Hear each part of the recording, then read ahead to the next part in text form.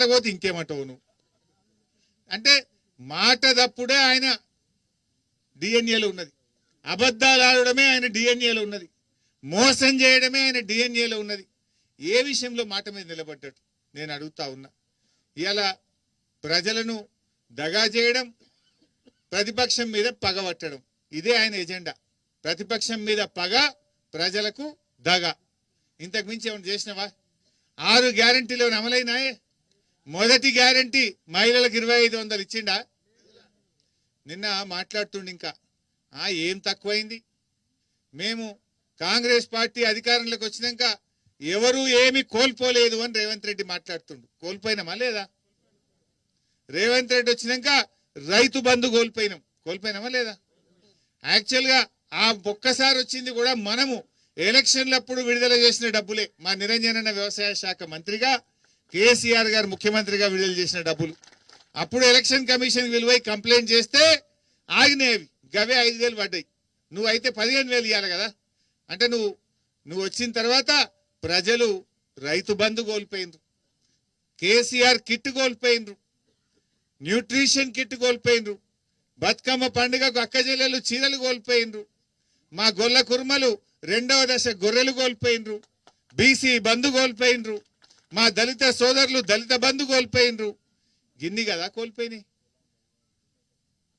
మా చేపలు, మా ముదిరాజులు, మా గంగపుత్రులు, మా మత్స్యకారులకు గా చేపలు కూడా వేయకపోతున్నావు. దాన్ని సగం కోసినావు, ఆ సగం కూడా చక్కగా వేయలేదు. ఎందుకే చేపలు సగమే వేస్తున్నావు? పోయిన తారీ 2 లక్షలు పోతే ఒక చెరువులు ఈ తాప 1 లక్షనే పోసిందంటే కాలం కాలేదట. కాలం కాలేదా? ఈసారి నీకు పోయబుద్ధి కాలేదా? కాలం కాలేదా? ఏ ఊరు? ఇసరంపల్లి. ఏం చెరువు? పోషమ్మకుంటలో పోయినసారి 60,000 పోతే ఈసారి 25,000 పోసిరట. అది నిండలేదు అయింది. మస్తు మతడు దుకిందా? అట్లున్నది కథ.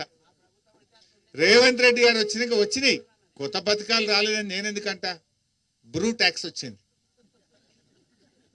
ఫైనాన్స్ ఎవరికన్నా పని చేస్తే కలవట్టు కట్టనో రోడ్డు పోస్తేనో 8% ట్యాక్స్ అయితే వచ్చింది. బిల్లు రావాలంటే బి ట్యాక్స్ వచ్చింది. ఎంత? 10 15 8 to 10 బి ట్యాక్స్ వచ్చింది రేవంత్ రెడ్డి వచ్చినాక. హైదరాబాద్ లో ఎవడన్నా ఇల్లు కట్టాలంటే ఆర్ ట్యాక్స్ వచ్చింది. స్క్వేర్ ఫీట్ కు 100 రూపాయలు ఇవ్వాలన్నట. B tax, R tax, U tax, కొత్త ట్యాక్సులు అయితే పెట్టినామే రేవంత్ రెడ్డి. కానీ ఉన్నాయి కూడా కొట్టినావు. కేసీఆర్ గారు ఉండగా కరోనా కష్టకాలంలో మా నిరంజనన్న వ్యవసాయ మంత్రి, నేను ఆర్థిక మంత్రిని. కరోనా వచ్చింది, లాక్డౌన్. గవర్నమెంట్లో ₹1 లేదు, చాలా కష్టంగా ఉంది. అప్పుడు ఎండాకాలం వచ్చింది కరోనా. ఎండాకాలం పోగానే వానకాలంలో డబ్బులు వేయాలి.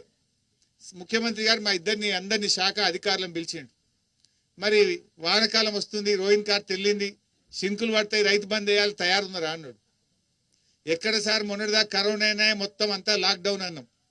అంటే ఏందా మాకు రైతులే అంతా మీకు అట్లా దొరికిండ్రా అని ఆఫీసర్ల మీద కోపానికి వచ్చి మంత్రుల జీతాలు బంద్ పెట్టు, ఎమ్మెల్యేల జీతాలు బంద్ పెట్టు, అన్ని బంద్ పెట్టు, రైతులకు మాత్రం వాన చినుకు పడే వరకు రైతు బంధు పైసలు పడాలని చెప్పిండు. పడ్డాయా లేవా? మరి ఇప్పుడు ఎందుకు పడతలేవే? ఇప్పుడు ఎందుకు పడతలేవు? అప్పుడైతే 10,000 మేము వస్తే 15,000 అన్నావు కదా. 10 దిక్కు లేకపోయా, 15 దిక్కు లేకపోయా. ఇంకా ముఖ్యమంత్రి నిన్న వరంగల్లో మాట్లాడుతుండు, ప్రజలు ఏం కోల్పోలేదట. ఈ రాష్ట్రంలో రైతులందరూ కూడా నీ పుణ్యమా అని రైతు బంధు కోల్పోయింది. ఇవాళ నువ్వు చెప్పిన రుణమాఫీ 2 లక్షల మీద ఉన్న వాళ్ళు కట్టుండ్రి అని చెప్పిండి. కొంతమంది బంగారం అమ్మి ₹3 మిత్తికి తెచ్చి నమ్మి కడితే ఇవాళ అప్పులు పెరుగుతున్నాయి, మిత్తిలు పెరుగుతున్నాయి, కానీ ఆ రుణం అయితే మాఫీ కాలే. డబుల్ అయింది. ఇప్పుడు ఇటు రుణమాఫీ కాలే, అటు మిత్తిలు పెరుగుతూ ఉన్నాయి రైతులకు. అయినా కట్టవలసిన అవసరం ఏంది? అంటే ఈ రకంగా ఆయన రైతుల్ని మోసం చేసే పరిస్థితి. కేసీఆర్ గారిని పట్టుకొని నోటికి వచ్చినట్టు నిన్న వరంగల్లో మాట్లాడిండు. అసలు ఆయన తగునా? ఒక ముఖ్యమంత్రి మాట్లాడే భాష నాది? ఒక ముఖ్యమంత్రి ఆ రకంగా మాట్లాడొచ్చునా? తెలంగాణ ఉద్యమంలో అప్పుడు కూడా కేసీఆర్ చాలా గట్టి కొట్లాటి ఇదే రేవంత్ రెడ్డి లాంటి వాళ్ళు ఆంధ్ర బాబుల అడుగులకు మడుగులు ఒత్తుకుంటే అప్పుడు కూడా తిట్టిరు కేసీఆర్. తెలంగాణ ఉద్యమంలో కూడా కేసీఆర్ నోటికొచ్చినట్టు తిట్టిరు. కానీ ఎవరు ఎన్ని తిట్టినా కేసీఆర్ గారు ఆయన మొక్కవోని దీక్షతో పోరాడిండు, తెలంగాణ సాధించిండు కేసీఆర్. మీ అసంటోళ్ళు అప్పుడు మస్తు తిట్టారు. ఈయన కూడా తుపాకీ పట్టుకొని వెళ్ళిండు.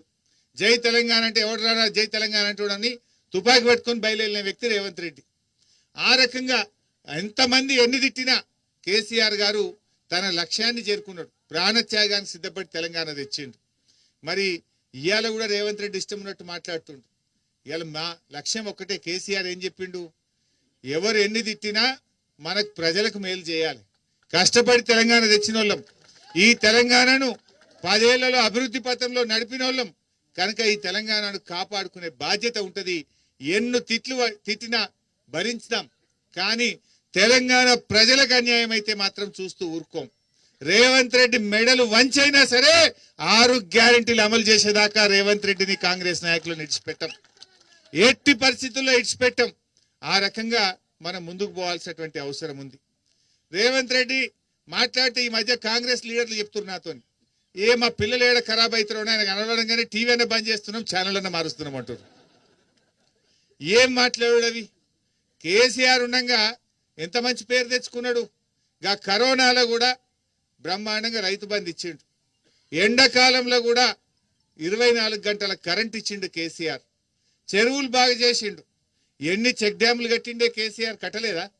ఇప్పుడు మనం కూర్చున్న దాని పక్కనే ఇటు దిక్కు పోతే ఊక చెట్టు వాగుంటది, ఇంకో దిక్కు పోతే కందూరు పెదవాగుంటది. 2 వాగుల మీద ఎన్ని చెక్ డ్యాములు కట్టిండే కేసీఆర్. అంటే చెక్ డ్యాములు కట్టి చెరువులు మంచిగా చేసి 24 గంటల కరెంట్ ఇచ్చి రైతు బంధు ఇచ్చి ట్రాక్టర్లు ఇచ్చి పనిముట్లు ఇచ్చి వ్యవసాయాన్ని అద్భుతంగా మార్చిండు. అందుకే కేసీఆర్ ను రైతు సీఎం కేసీఆర్ అన్నారు. రేవంత్ రెడ్డిని ఏమంటారు? బూతుల సీఎం రేవంత్ రెడ్డి అంటారు. రైతు సీఎం కేసీఆర్ అయితే బూతుల సీఎం ఆయన గా పేరు తెచ్చుకున్నాడు ఏడాది లోపల. ఎవడన్నా ప్రజలకు మేలు చేయాలి, నోరిప్పితే బూతులే. ప్రజలకు ఏం పని చేసినావు? నీ ఏడాది పాలన అయింది. నీ ఏడాది పాలనలో ఎన్ని ఎగబెట్టినావు, ఎన్ని అమలు చేసినావో చెప్పాలి కదా. వృద్ధులకు 4000 పింఛన్ అన్నావు, ఇచ్చినావా? ఇచ్చినాడే?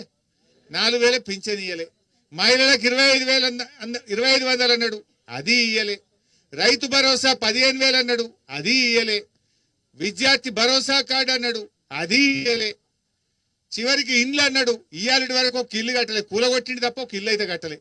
హైదరాబాద్ లో మూసి అని హైడ్రా అని గరీబోల ఇల్లు కూడా కొట్టింది తప్ప ఏడాది రేవంత్ రెడ్డి పాలనలో ఒక్క ఇల్లు కూడా కట్టిన పాపాన పోలే. అంటే అన్ని ఎగబెట్టుడే. 6 గ్యారెంటీల్లో ఇల్లు రాలేదు, చేయూత రాలేదు, మహిళలకు మహాలక్ష్మి రాలేదు, విద్యార్థి భరోసా కార్డు రాలేదు. ఏది కూడా నువ్వు చేసిన పాపాన పోలే. అందుకే నేను ఎక్కడో మాట్లాడుకుంటున్నా, అన్న నువ్వు అన్ని ఎగబెట్టినావు. ఇప్పటి నుంచి నిన్ను యనుమల రేవంత్ రెడ్డి కాదు, ఎగవేతల రేవంత్ రెడ్డి అని పిలుస్తాం బిడ్డ అని చెప్పినాం. నువ్వు అన్ని ఇచ్చేదాకా నీకు యాదికి రావాలి కనుక నిన్ను ఎగవేతల రేవంత్ రెడ్డి అని పిలుస్తాం, నీ ఎంబడినే పడతామని చెప్పినాం. ఇలా ఆ రకంగా ఇవాళ ప్రజల్ని మోసం చేస్తున్నాడు. మొన్న వచ్చిండు కురుమూర్తి జాతరకు, నేను మహబూబ్ నగర్ జిల్లాకు ఇంత అద్భుతం చేస్తున్నా, నా అంతే ఒకటి చేస్తలేడు అన్నాడు. ఏం చేసినావు నువ్వు? ఇవాళ పాలమూరు ఎత్తిపోతల పథకం మొట్టమొదటి ప్రాజెక్ట్. తెలంగాణ రాష్ట్రం ఏర్పడ్డాక కేసీఆర్ గారు